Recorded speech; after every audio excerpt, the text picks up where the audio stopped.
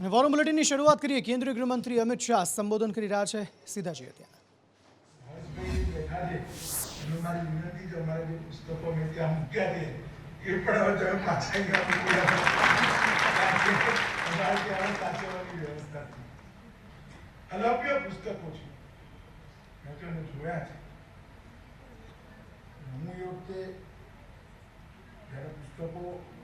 भारत सरकार ने पाछा आप्या था 23 वर्षनो હતો આંખમાં આંસુ સાથે ગુજરાત સરકારને પુસ્તકો આપ્યા હતા કે અમારા ગામમાં અને સાચવવાની વ્યવસ્થા નથી, તમે સાચવવા ગઈ તો મોટાભાગના પુસ્તકો ગુજરાત સરકારે ખૂબ ખંતપૂર્વક કેમિકલ પ્રોસેસ કરી સડી ના જાય એ રીતે સાચવ્યા છે અને હવે એ બધા પુસ્તકોની જગ્યા આપણી લાઇબ્રેરીમાં થઈ ગઈ છે। લાઇબ્રેરી માણસાના વિકાસમાં हमेशा खलतू कि कोई कहे कि भाई जरा વધારે માંદા પડે છે તો કે ગાંધીનગર લઈ જાઓ કે અમદાવાદ સિવિલમાં લઈ જાઓ। આપણા ત્યાં સિવિલ હોસ્પિટલ છે પણ પૂરતી નથી। ગાંધીનગર જો કે બહુ દૂર નથી પરંતુ માણસાને પરંતુ 12 પરા છે।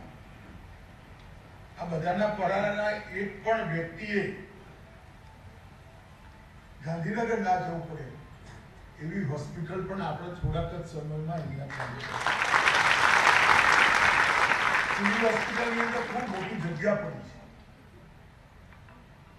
રાજ્ય સરકારે બધી તૈયારી બતાવી છે, ઋષિકેશ બેઠા છે, પરંતુ માણસાના નાગરિકોની એ જવાબદારી છે કે રાજ્ય સરકાર પર ઓછામાં ઓછો બોજ આવે। હું ઋષિકેશભાઈને વિશ્વાસ આપવા માંગુ છું કે તમારે સંભાળવાનું જ આવશે, બાકી બધું માણસાના લોકો માણસાના નાગરિકો ઉઠાવી શકશે। પણ સરકાર એને સંભાળે તો સ્વાભાવિક વાત છે, સરકારની જવાબદારી। માણસાના પાણી પુરવઠાની યોજના પણ ભૂપેન્દ્રભાઈના નેતૃત્વમાં ખૂબ સુંદર પાણી પુરવઠા યોજના ડિટેલ એની ઇન્ફોર્મેશન લીધી છે, એ બનાવવાનું કામ ચાલુ છે। એ પણ થોડાક જ સમયમાં પૂરી થશે। એટલે વિસ્તરતું માણસાનો જે કોલેજની પેલી વિકાસ થાય છે ત્યાં લગભગ 10 લાખ લીટર પાણીની દૈનિક જરૂરિયાત પૂરી થાય એ પ્રકારની પાણી પુરવઠા યોજના પણ થોડાક સમયમાં ચાલુ થવાની છે। માણસા બાવલા 4 લેન રોડ ભૂપેન્દ્રભાઈ અહીંયા આવ્યા હતા। राजा आवे तो कसम पे लई ना आवे એટલે બે 40 કરોડ રૂપિયા માણસા આવડા રોડના માટે આપ્યા છે અને સિવરેજની લાઈનો માટે પણ 50 કરોડ રૂપિયા ગટર યોજનાના વિસ્તારીકરણ માટે પણ 50 કરોડ યોજનાનો। સમાચારો તરફ આગળ વાત કરીએ તો છેલ્લા 2-3 દિવસથી શહેરમાં એક મુદ્દો ઘણો ચર્ચાઈ રહ્યો છે અને તે મુદ્દો છે શહેરના અલગ અલગ વિસ્તારોમાંથી માનવ અંગો મળવાનો।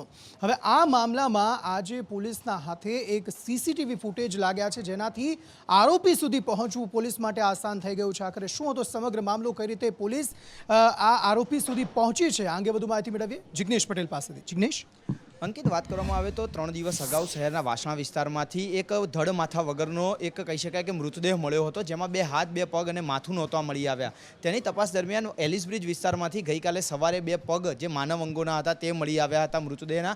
તેની તપાસ દરમિયાન એક મહત્વના સીસીટીવી ફૂટેજ પોલીસના હાથે લાગ્યા હતા, જેમાં આધેડ વયનો એક વ્યક્તિ એક્ટિવા લઈને આવે છે અને તે આ જે પગના જે ટુકડા હતા તે નાખી અને ફરાર થઈ જતો હોવાનું દેખાતું હતું। સીસીટીવી ફૂટેજના આધારે પોલીસે જ્યારે તે એક્ટિવા નંબરની તપાસ કરી ત્યારબાદ જે એક્ટિવાની તપાસ કરતા પોલીસ જે આંબાવાડી વિસ્તારમાં આવેલી જે સરિતા સોસાયટી છે ત્યાં પહોંચી હતી અને તે સોસાયટીના 25 નંબરના મકાનમાં રહેતા જે ક્લાસ 2 રિટાયર્ડ અધિકારી કે જે અગાઉ એસટી વિભાગમાં ફરજ બજાવતા હતા તેઓ આ સીસીટીવીમાં દેખાતા હોય તેવું ક્લિયર થતું હતું। પોલીસે જ્યારે તેમના ઘરની તપાસ કરી ત્યારે આ જ આધેડ વ્યક્તિ પોતાના ઘરેથી એક મોટો થેલો લઈ અને સીડીમાંથી ઉતરતા દેખાતા હતા અને ઘરની અંદર લોહીના નિશાન પણ પોલીસે મળી આવ્યા છે। સાથે તપાસ કરતા એ હકીકત સામે આવી કે આ જે આધેડ સીસીટીવીમાં દેખાતા હતા તેમનો સગીર જે દીકરો હતો, આશરે 40 વર્ષ તેની ઉંમર હતી, અને તે છેલ્લા 5 દિવસથી કોઈને જોવા નથી મળ્યો, એટલે કે તે ગુમ હોવાનું આડોશી પાડોશી અને જે સ્થાનિક લોકો છે તેઓનું કહેવું છે. આ અંગે ક્રાઇમ બ્રાન્ચની થિયરી અત્યારે એ તરફ તપાસ કરી રહી છે કે આખરે પિતાએ જ પુત્રની હત્યા કરી હોઈ શકે છે અને તેના આધારે જ તેના જે મૃતદેહના ટુકડા કરી અને અલગ અલગ વિસ્તારમાં નાખી દેવામાં આવે છે. પરંતુ હજી સુધી એક વાત સ્પષ્ટ નથી થઈ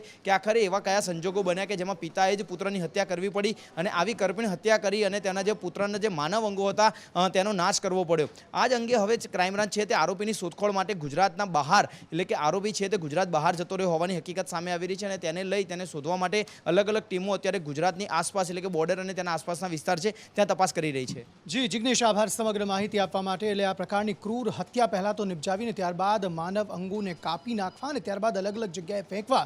આખરે શા માટે આ પ્રકારનું કૃત્ય જે છે તે આ ક્લાસ 2 અધિકારી, જે રિટાયર્ડ અધિકારી છે, તેમના દ્વારા આચરવામાં આવ્યું, તેને લઈને હવે ક્રાઇમ બ્રાન્ચ જે છે તે અત્યારે વધુ તપાસ જે છે તે હાથ ધરી રહી છે. સમાચારો તરફ આગળ વાત કરીએ. વરસાદી વાતાવરણ રાજ્યમાં ક્યારે ફરી એકવાર એ જોવા મળશે? કારણ કે છેલ્લા એક અઠવાડિયાથી જે વરસાદ વરસી નથી રહ્યો, ઓછો વરસાદ વરસી રહ્યો છે, છૂટોછવાયો વરસાદ વરસી રહ્યો છે, પરંતુ હવામાન વિભાગ દ્વારા હવે આગાહી કરી છે કે અવિરત વરસાદ જે થોડા સમય પહેલા અમદાવાદ સહિત રાજ્યભરમાં વરસ્યો હતો તેવો જ વરસાદ ફરી એકવાર વરસી શકે છે. શું આગાહી હવામાન વિભાગ દ્વારા કરી છે? દિવ્યા જણાવશે. દિવ્યા, ચોક્કસ અંકિત, કદાચ તેવો નહીં પરંતુ તેનાથી પણ વધારે વરસાદ રાજ્યભરમાં વરસી શકે તે પ્રકારની આગાહી હવામાન વિભાગ દ્વારા કરવામાં આવી છે. સાયક્લોનિક સર્ક્યુલેશન સિસ્ટમ સક્રિય થઈ છે, જેના કારણે આવનાર 5 દિવસો માટે ભારેથી અતિ ભારે વરસાદની આગાહી હવામાન વિભાગ દ્વારા આજે કરવામાં આવી છે. જેમાં કચ્છ એવો વિસ્તાર છે કે જ્યાં 2 દિવસ માટે રેડ એલર્ટ આપવામાં આવ્યું છે. ઉત્તર ગુજરાતનો એ તમામ વિસ્તાર કે જ્યાં પણ રેડ એલર્ટ આપવામાં આવ્યું છે, જ્યાં ભારે વરસાદની આગાહી કરવામાં આવી છે અને અંતર્ગત જ અરવલ્લીના ભિલોડામાં આજે 2 કલાકમાં 2 ઇંચ જેટલો વરસાદ પણ ખાબકી ચૂક્યો છે. બીજી બાજુ અલગ અલગ વિસ્તારો સૌરાષ્ટ્રના, દક્ષિણ ગુજરાત, ત્યાં પણ વરસાદની આગાહી કરવામાં આવી છે. ઉત્તર ગુજરાત અને કચ્છમાં ભારે વરસાદની આગાહી છે. બનાસકાંઠા, મહેસાણા, ગાંધીનગર આ તમામ જગ્યા એવી છે કે જ્યાં ભારે વરસાદની આગાહી છે. પાટણ, અરવલ્લી, સુરેન્દ્રનગરમાં પણ ભારે વરસાદની આગાહી છે. તો જામનગર, રાજકોટ, બોટાદ આ તમામ એવા વિસ્તારો છે સૌરાષ્ટ્રના કે જ્યાં પણ ભારે વરસાદ થશે. આ સાથે અમદાવાદ અને ખેડામાં પણ ભારે વરસાદની આગાહી કરવામાં આવી છે. અમદાવાદમાં જે રીતે આપણે છેલ્લા દિવસોમાં જોયું હતું કે જે ભારે વરસાદ થયો હતો અને ઠેર ઠેર માત્ર ને માત્ર પાણી જોવા મળી રહ્યા હતા, કદાચ આવો જ વરસાદ, કદાચ તેનાથી પણ વધારે વરસાદ અમદાવાદમાં પણ પડી શકે છે. અને ઉત્તર ગુજરાત અને કચ્છનો જે વિસ્તાર છે ત્યાં સૌથી વધુ વરસાદ પડે તેવી આગાહી અત્યારે તો હવામાન વિભાગ દ્વારા કરવામાં આવી છે. પરંતુ આમ જોવા જઈએ તો હવામાન વિભાગે કહ્યું છે કે રાજ્યમાં સાર્વત્રિક જે વરસાદ છે તે થઈ શકે છે, પરંતુ ઉત્તર ગુજરાત, કચ્છ જે વિસ્તારો છે અથવા તો દક્ષિણ ગુજરાતના અમુક એવા વિસ્તારો છે કે જ્યાં વધુ વરસાદ થશે. જી દિવ્યા, આભાર સમગ્ર માહિતી આપવા માટે. અને અમદાવાદ વાસીઓ તો રાહ જોઈ રહ્યા છે કે ક્યારે ફરી એક વખત એ અવિરત વરસાદ જે તે સમયે થોડા દિવસો પહેલાં પડ્યો હતો તેવો વરસાદ પડે અને ફરી એકવાર વરસાદની મજા માણવા માટે અમદાવાદ વાસીઓ રસ્તા પર આવી જાય. અને ખાસ સૌરાષ્ટ્રમાં જે આગાહી છે તેને લગતું જ અત્યારે વાતાવરણ જે છે તે સૌરાષ્ટ્રના અલગ અલગ જિલ્લાઓમાં જોવા મળી રહ્યું છે. ખાસ અમરેલીની વાત કરીએ તો અમરેલીમાં ધોધમાર વરસાદની શરૂઆત થઈ ગઈ છે. સૌરાષ્ટ્રના અલગ અલગ જિલ્લાઓમાં હાલમાં વરસાદ લઈને કેવો માહોલ જોવા મળી રહ્યો છે, વધુ માહિતી મેળવીએ નિકુલ પટેલ પાસેથી. નિકુલ. જી બિલકુલ છે અંકિત, વાત કરીએ તો જે રીતે જે મેઘરાજા છે તે અત્યારે મન મૂકીને વરસી રહ્યા છે અને ખાસ કરીને અમરેલી અને જે ઉત્તર ગુજરાતનું જે અરવલ્લી છે તેમાં જે સૌથી વધારે વરસાદ છે તે જોવા મળી રહ્યો છે.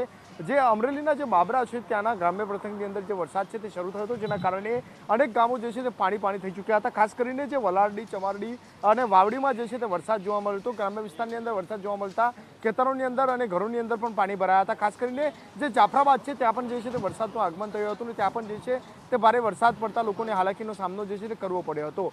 તે જ રીતે ઉત્તર ગુજરાતના અરવલ્લીમાં પણ જે છે તે ભારે વરસાદ જોવા મળી રહ્યો છે. 2 કલાકમાં 2 ઇંચ જેટલો વરસાદ છે તે અરવલ્લીના ભિલોડામાં ખાબકતા જનજીવન પ્રભાવિત થયું છે. ખાસ કરીને ભિલોડાના જે ગ્રામ્ય વિસ્તાર છે ત્યાં આગળ જે છે તે વરસાદ વધુ જોવા મળ્યો હતો. કેટલાક ઘરોની અંદર પાણી ભરાઈ જવાની પણ જે ઘટના છે તે સામે આવી હતી. ખાસ કરીને ભિલોડાનો જે પોલીસ સ્ટેશન વિસ્તાર હોય, ગોવિંદનગર, ઠક્કરનગર જે વિસ્તાર હોય કે પછી ઈડર શામળાજી રોડ ઉપર જે છે તે પાણી જ પાણી થઈ ગયા હતા અને તેના કારણે જે વાહન વ્યવહાર છે તેને પણ જે છે તે મોટી અસર થઈ હતી. ભિલોડાના અનેક એવા ગામડાઓ છે કે જ્યાં પાણી થઈ ચૂક્યા છે અને ઘરોની અંદર જે છે તે પાણી ઘૂસી ચૂક્યા છે અને તેના કારણે અહીંનું જનજીવન જે છે તે અંકિત પ્રભાવિત થયું છે. જી નિકુલ, આભાર સમગ્ર માહિતી આપવા માટે. આ પ્રકારના જે વિસ્તારો જે નીચાણવાળા વિસ્તારોમાં આવેલા છે, નીચાણવાળા વિસ્તારોમાં પાણી ભરાઈ જવાની સમસ્યા જે છે તે દર વર્ષે રહેતી હોય છે. આ વખતે પણ જ્યારે વરસાદી માહોલ રાજ્યના અલગ અલગ જિલ્લાઓમાં જોવા મળી રહ્યો છે ત્યારે આ પ્રકારની સ્થિતિ અત્યારે અલગ અલગ જિલ્લાઓમાં, અલગ અલગ તાલુકાઓમાં, અલગ અલગ ગામોમાં અત્યારે જોવા મળી રહી છે અને તંત્ર આ તમામ પરિસ્થિતિને પહોંચી વળવા માટે અત્યારે સાબદું જોવા મળી રહ્યું છે. પરંતુ તંત્ર એક જગ્યાએ અત્યારે કાચું પુરવાર થઈ રહ્યું છે અને તે છે અમદાવાદમાં અલગ અલગ જગ્યાએ જે પડેલા ખાડાઓ છે તેને પૂરવામાં, કારણ કે વરસાદી વાતાવરણ જોવા મળી રહ્યું છે ને તેવા છેલ્લા કેટલાક દિવસોથી શહેરના અલગ અલગ વિસ્તારોમાં અનેક જગ્યાએ ભૂવા પડવાના બનાવો પણ બન્યા છે, ખાડાઓ પડવાના પણ બનાવો બન્યા છે. આ અંગે વધુ માહિતી મેળવીએ હિના પાસેથી. હિના, જી બિલકુલ, ચોમાસાની શરૂઆતમાં જ ભૂવા પડવાનો સિલસિલો શરૂ થઈ જતો હોય છે. ત્યારે અમદાવાદની વાત કરવામાં આવે તો અમદાવાદમાં ધોધમાર વરસાદ 2 વખત પડ્યો છે, પરંતુ એક વિસ્તાર કે એક વોર્ડ એવો ખાલી નહીં હોય કે જ્યાં ભૂવો નહીં પડ્યો હોય. ત્યારે વધુ એક વરસાદે તો વિરામ લીધો છે, પણ ભૂવો પડવાનો સિલસિલો યથાવત છે. આશ્રમ રોડ પર વધુ એક 10 ફૂટ મોટો ઊંડો ભૂવો પડ્યો છે, જેને લઈ રાહદારીઓને હાલાકીનો સામનો કરવો પડી રહ્યો છે. અને સાથે જ અમદાવાદ શહેરની વાત કરવામાં આવે તો અત્યાર સુધીમાં 48 ભૂવા પડ્યા છે. જી હિના, આભાર સમગ્ર માહિતી આપવા માટે. અને આ પરિસ્થિતિ ન માત્ર અમદાવાદમાં છે, પરંતુ અલગ અલગ મહાનગરોમાં આ પ્રકારની પરિસ્થિતિ જોવા મળી જ રહી છે. તે પછી સુરતની વાત હોય કે વડોદરાની વાત હોય કે પછી રાજકોટની વાત હોય. રાજકોટમાં પણ રસ્તાઓ ખખડધજ થઈ ગયા છે. વાહનો જાણે રસ્તાઓ પર ડિસ્કો કરતા હોય તેવી પ્રકારની પરિસ્થિતિ અત્યારે જોવા મળી રહી છે. અને આ પરિસ્થિતિમાં વાહન ચાલકો પરેશાન જોવા મળી રહ્યા છે. અકસ્માતોના બનાવો પણ આ ખાડાઓના કારણે, આ ખખડધજ રસ્તાઓના કારણે બનવા પામ્યા છે. આ અંગે વધુ માહિતી મેળવીએ મયુર સોની પાસેથી. મયુર,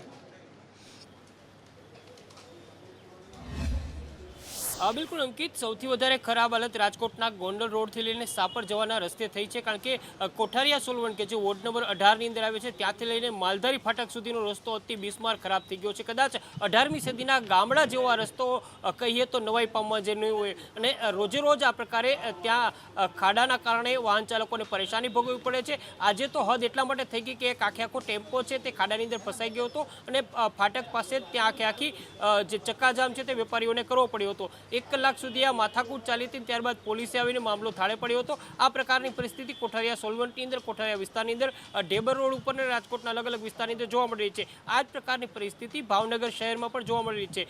ભાવનગરની અંદર રેલવેનો જે અંડરબ્રિજ છે તે ખૂબ જ જર્જરિત હાલતની અંદર છે અને હેવી જે ટ્રેનો ત્યાંથી પસાર થાય છે, જે બ્રિજ છે તેની નીચેથી પસાર થતા રાહદારીઓ છે તેમને ખાસ એવી મુશ્કેલીનો સામનો પડે છે.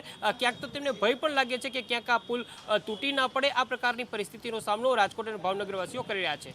જી મયુર, આભાર સમગ્ર માહિતી આપવા માટે. અને વરસાદ વરસતા ન માત્ર રસ્તાઓ પર ખાડા પડી જાય છે તે સમસ્યા નથી સર્જાતી, સમસ્યા સર્જાય છે પાણીજન્ય રોગચાળાની પણ. હવે અલગ અલગ મહાનગરોની વાત કરીએ તો ત્યાં પાણીજન્ય રોગચાળામાં ખાસ વધારો થયો છે. અમદાવાદની વાત હોય કે પછી રાજકોટ, સુરત, વડોદરા, તમામ મહાનગરોમાં જે સિવિલ હોસ્પિટલ્સ છે, સરકારી હોસ્પિટલો છે, તેમાં દર્દીઓનો વધારો થયો છે. પાણીજન્ય રોગચાળાના દર્દીઓમાં વધારો થયો છે. ઓપીડીના જે કેસીસ છે તે પણ વધી ગયા છે. આ અંગે વધુ માહિતી મેળવીએ કિન્નરી પાસેથી. કિન્નરી, બિલકુલ અંકિત, વરસાદે ભલે વિરામ લઈ લીધો છે, પરંતુ સમસ્યાઓએ વિરામ નથી લીધો. સમસ્યાઓ વધારે ને વધારે તીવ્ર બનતી જઈ રહી છે.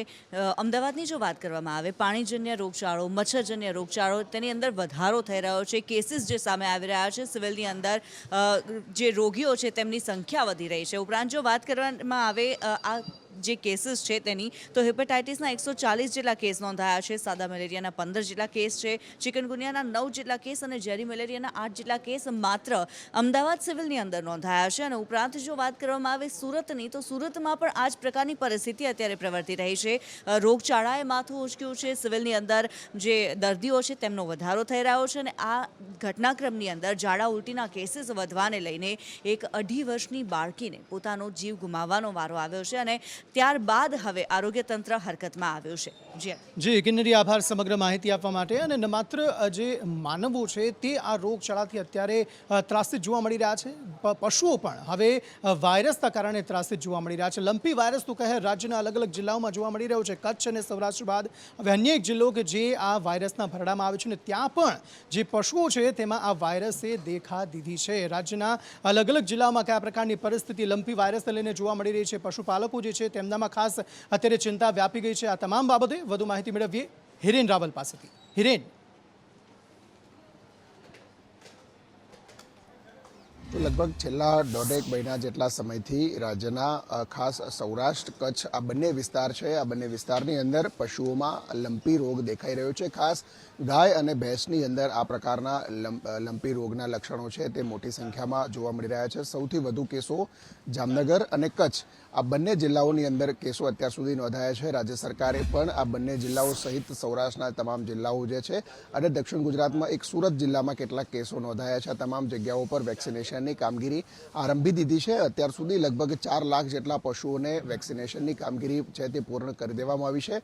વધુ 11 લાખ જેટલો વેક્સિનનો ડોઝ ખરીદવા માટેની પણ સૂચના આપવામાં આવી છે. ખુદ મુખ્યમંત્રી ભૂપેન્દ્ર પટેલે પણ એક સમીક્ષા બેઠક કરી હતી. પશુપાલન નિયામક સૌરાષ્ટ્રના જિલ્લાઓને પ્રવાસે પહોંચ્યા છે ટીમ લઈ, અને કેવી રીતે તેને સંક્રમણ અટકાવી શકાય, કારણ કે એક પ્રકારે કોરોનાની જેમ આ પણ સંક્રમણ છે તે પશુઓની અંદર ફેલાઈ રહ્યું છે. માત્ર આમાં પશુઓના શરીર ઉપર લાલ કલરના નાના નાના ડાઘા એટલે કે ચાઠા પડે તે પ્રકારની સ્થિતિ ખાસ દુધાળા પશુઓની અંદર જોવાઈ રહી છે. સૌથી વધુ જામનગરની અંદર કેસો લગભગ 1.5 મહિના પહેલાંથી જ નોંધાવાની શરૂઆત થઈ છે. ત્યાં પણ કંટ્રોલમાં આવે તે પ્રકારની ગતિવિધિ કરવામાં આવી રહી છે. ગઈકાલે કૃષિમંત્રી અને પશુપાલન નિયામક આ બંને લોકોએ ત્યાં જામનગર ખાતે સમીક્ષા બેઠક કરી હતી. દ્વારકા જિલ્લાની પણ બેઠક કરી હતી. જરૂર પડે વધારાની ફોર્સ છે તે પણ ત્યાં મોકલવામાં આવશે, પરંતુ પશુઓની અંદર આ જે રોગચાળો ફેલાઈ રહ્યો છે તે સંક્રમણમાં લેવા માટે રાજ્ય સરકાર હરકતમાં આવી છે. જી આભાર હિરેન, સમગ્ર માહિતી આપવા માટે. આ ઉપરાંત જે રખડતા ઢોરોનો ત્રાસ જે છે તે પણ અમદાવાદમાં યથાવત જોવા મળી રહ્યો છે. વધુ એક આધેડ કે જેમનું મૃત્યુ થયું છે રખડતા ઢોરને કારણે. આખરે આ મામલે શું વધુ વિગતો પ્રાપ્ત થઈ રહી છે? આશુતોષ પાસેથી વધુ વિગતો મેળવ્યા. આશુતોષ. જે અંકિત, હાઈકોર્ટના આદેશ છતાં પણ રખડતા ઢોર સામે યોગ્ય કાર્યવાહી જે છે તે કરવામાં નથી આવતી, અને તેના જ કારણે નાના બાળકોથી લઈને મહિલાઓ અને વૃદ્ધો જે છે તેનો શિકાર બનતા હોય છે. ટ્રાફિકની પણ અનેક સમસ્યાઓ રખડતા ઢોરના કારણે સામે આવી છે. તો બીજી તરફ અડફેટને લઈને લોકોને જે છે ઈજાઓ પણ પહોંચી રહી છે. વાત કરવામાં આવે અમદાવાદના રાયપુરની, તો રાયપુરમાં પણ એક વૃદ્ધ છે તે પોતાના ઘર પાસેથી નીકળે છે, ત્યારે જ પાછળથી જે છે તે ગાય તેમને શીંગડું માર્યું હતું, અને તેના જ કારણે તેઓને ઈજાગ્રસ્ત હાલતમાં હોસ્પિટલ ખાતે ખસેડવામાં આવ્યા હતા. ત્યાં તેમનું મૃત્યુ નીપજ્યું છે. એટલે લોકોમાં આક્રોશ છે કે સ્પષ્ટ આદેશ છતાં પણ કોઈ પણ પ્રકારની કાર્યવાહી જે છે તે કરવામાં નથી આવતી, અને તેના જ કારણે આમ આદમી જે છે તે તેનો શિકાર બની રહ્યા છે. જી આશુતોષ, આભાર સમગ્ર માહિતી આપવા માટે. આ ઉપરાંત સમગ્ર વિશ્વમાં કોરોના બાદ વધુ એક વાયરસે ચિંતામાં લોકોને મૂકી દીધા હતા, અને તે રોગ છે મંકી પોક્સનો.